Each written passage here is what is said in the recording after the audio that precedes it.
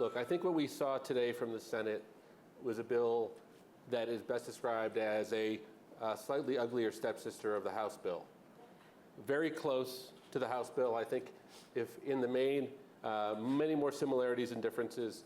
So I think the notion that the Senate was going to start over and rewrite something, I think we now know that didn't happen. I think there are some fundamental differences. Medicaid, which has been cut by 25% under the House bill, is now being cut by an even greater amount. And in fact, the greatest cuts begin when the baby boomers turn 80. And as we all know about Medicaid, in addition to taking care of kids and people living with disabilities, it's how half of the seniors in the country pay for their nursing home care. So just as that kicks in, that happens. The MacArthur Amendment, which came out of the House, which allowed for waivers of pre-existing conditions and essential benefits, also got worse, at least worse from the perspective of giving people access to coverage that they need, because they're now using a waiver process which has much broader authority, which allows many more things to be dropped. It even allows Medicaid to be substituted out for exchange services.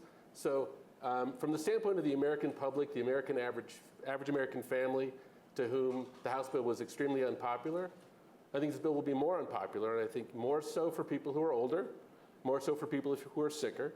I think if you are in your 20s and you make $70,000 a year, I think it's a fine bill if you're healthy.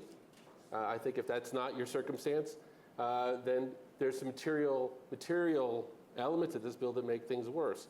So essentially, if you read through the bill and you look at the math, for most people, they'll have to pay more and they'll get less in terms of benefits and pay higher deductibles. And then the final point I'd make, which is maybe the most important point to me, is the massive wealth transfer, the massive cut of services that go to the lower 40% of income earners. There's about $1 trillion of care cut for that group that's being transferred to a tax cut, and a tax cut for mostly wealthy individuals and corporations.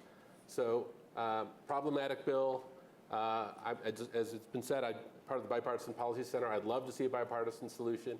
I think a bipartisan solution can't begin the way this bill began, rushed and in secret, and doing real damage to the lives of many Americans.